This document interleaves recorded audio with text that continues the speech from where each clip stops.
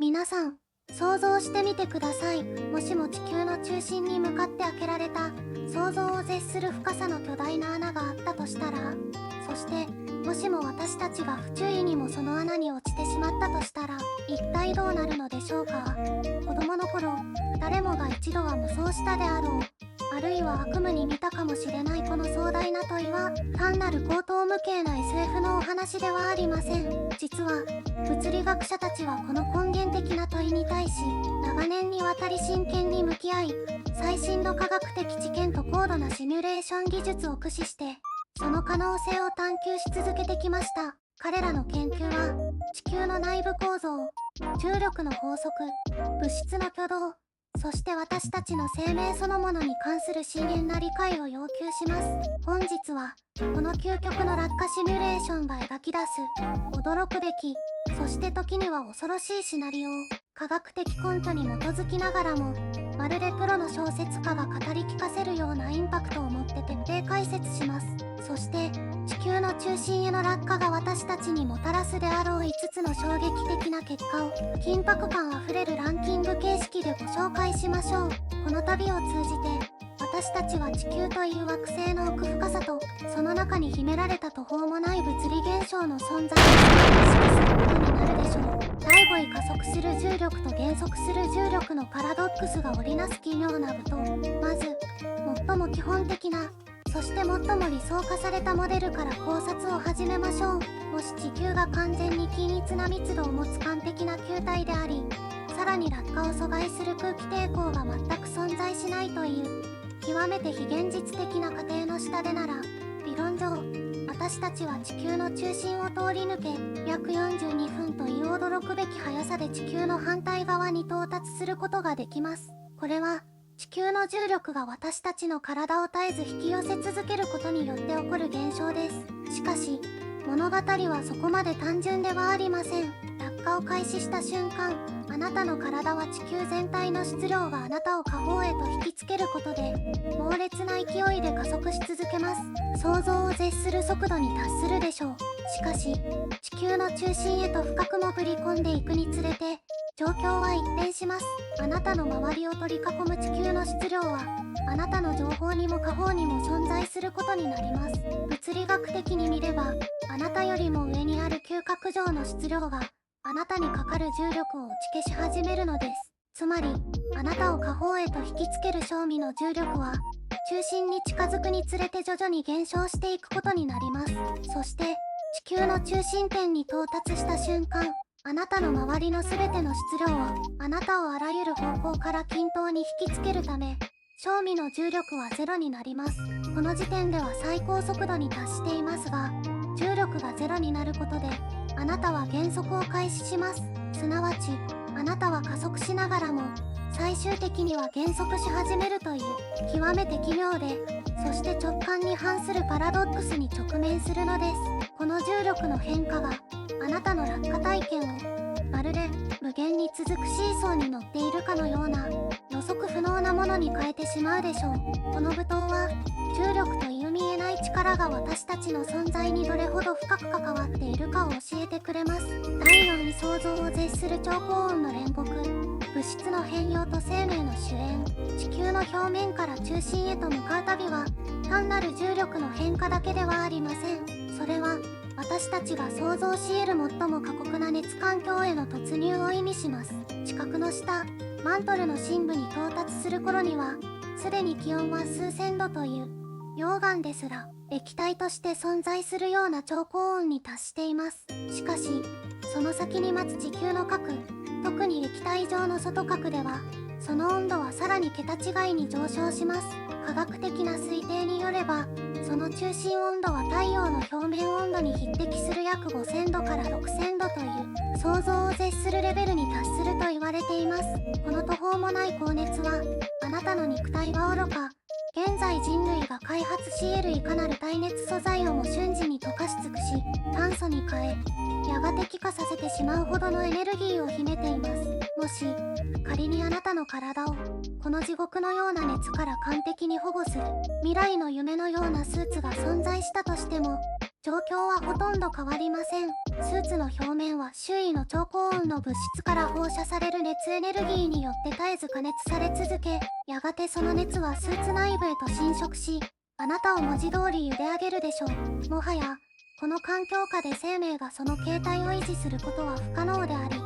存在すること自体が許されない場所なのです。地球の中心は生命が息づくことのできない、まさに煉獄と呼ぶにふさわしい場所なのです。第3位空気抵抗という名の見えない壁、そして熱と圧力による空気の変質。これまでの議論は空気抵抗という極めて重要な要素を完全に無視したあくまで理想的なシミュレーションに基づいています。しかし現実の世界において、もし地球の中心まで続く穴が奇跡的に開けられたとしたら、その巨大な穴の中には当然空気、あるいはそれに準ずる気体が充満しているはずです。そしてその空気が落下する物体に与える影響、すなわち空気抵抗はあなたの落下速度に絶大な影響を与えることになります。地上における落下の法則と同じく、あなたは空気抵抗によって速度が減少し、最終的には終端速度に達するでしょう。しかし地球内部の空気抵抗は地上で経験するものとは全く異なります。地球の中心に向かうにつれて気圧と温度は劇的に、そして予測不能に変化します。特に地球内部の途方もない高温によって空気分子は激しく運動し、その密度や粘性、そして流体力学的特性は地上とは全く異なるものになるでしょう。通常の空気抵抗の法則はもはや適用できません。この変動する、そして時には極端に強くなる空気抵抗があなたの落下をさらに複雑にし、予測不可能な挙動を引き起こすことになります。空気抵抗はあなたの自由な落下を許さない見えない壁として立ちはだかるでしょう。場合によってはその抵抗が強すぎて落下を継続することすら困難になり、穴の途中で静止してしまうか、あるいはその強烈な抵抗熱によって物体が燃え尽きてしまう可能性すら否定できません。これは私たちが想像するよりもはるかに過酷な環境なのです。第2位、地球の自転が生み出すコリオリの力の魔の手、ねじ曲がる運命の軌道。私たちの住む地球は自転というダイナミックな運動を常に続けています。この自転によって見慣れないコリオリの力という慣性力が生じます。この力は台風の渦巻きや長距離を飛行するミサイルの軌道に影響を与えることで知られていますが、それは地表の物体だけに作用するものではありません。地球の内部へと深く潜り込んでいく落下する物体にもこのコリオリの力は容赦なく影響を及ぼします。あなたはただまっすぐに垂直に落ちていくわけではありません。自転する地球の慣性によってあなたの落下経路は絶えず横方向へとそらされ続けるでしょう。これはあたかも巨大なウォータースライダーを猛烈な勢いで滑り落ちるような感覚に近いかもしれませんが、そのスケールと破壊力は比較になりません。コリオリの力はあなたの体を穴の壁へと執拗に押し付け、摩擦や衝撃を引き起こします。そしてその衝撃は想像を絶するエネルギーを伴い、あなたの肉体やもしあれば落下装置をも物理的に損傷させる可能性を否定できません。穴の壁面は途方もない速度で通過する物体との衝突によって削られ、落下物と壁の間で発生する摩擦熱はさらなる温度上昇を引き起こすでしょう。あなたの落下はもはや単純な鉛直方向の運動ではなく、地球の自転という避けがたい運命によってねじ曲げられた極めて複雑で危険な軌道を描くことになるのです。このねじれた運命の軌道はまさに地球が私たちに仕掛ける穴と言えるでしょう。第1位、地球内部の複雑な構造が生み出す重力変動の穴、永遠の漂流という絶望、そして最も現実的で、そして最も衝撃的な結果がこの第1位に一致します。これまでのモデルは地球の密度を均一だと仮定するか、あるいは単純な層構造で説明しようとしていました。しかし現代の地球科学、特に地震波のデータをもとに構築された PREM、PRENC、RTHMOU 最も精密な地球モデルは地球内部の密度構造が想像以上に複雑であることを明らかにしています。このモデルによると地球の密度は均一どころか地殻、マントル、外角、内角といった明確な層ごとに大きく異なり、そしてそれぞれの層の中でも密度の勾配が存在します。特に液体状の外角と固体状の内角の境界では劇的な密度の変化が起こります。この密度の不均一性があなたの受ける重力に単調ではない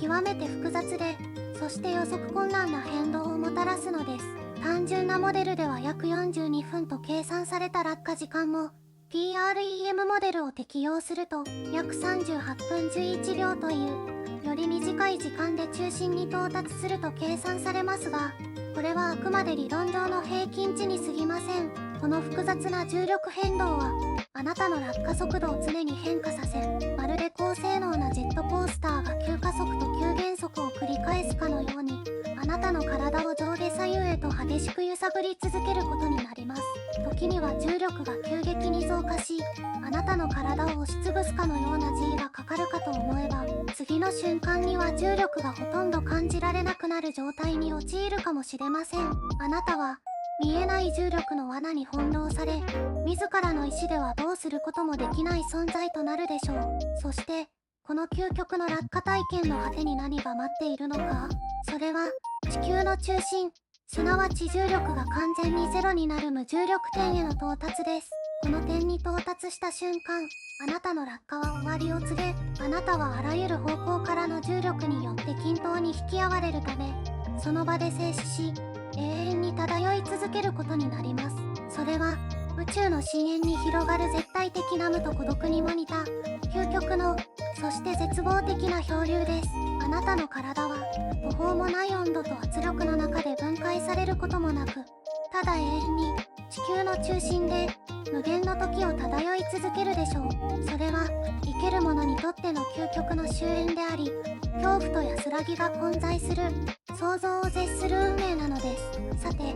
ここまで地球の中心への落下が私たちにもたらすであろう5つの衝撃的な結果を科学的な考察と想像力を融合させてみてきました。この壮大な思考実験は、私たちが普段何気なく踏みしめている地球という惑星がいかに複雑で、そして想像を絶する物理現象に満ちた生きた存在であるかを雄弁に物語っています。私たちが足元に広がる大地、その深部に秘められた謎について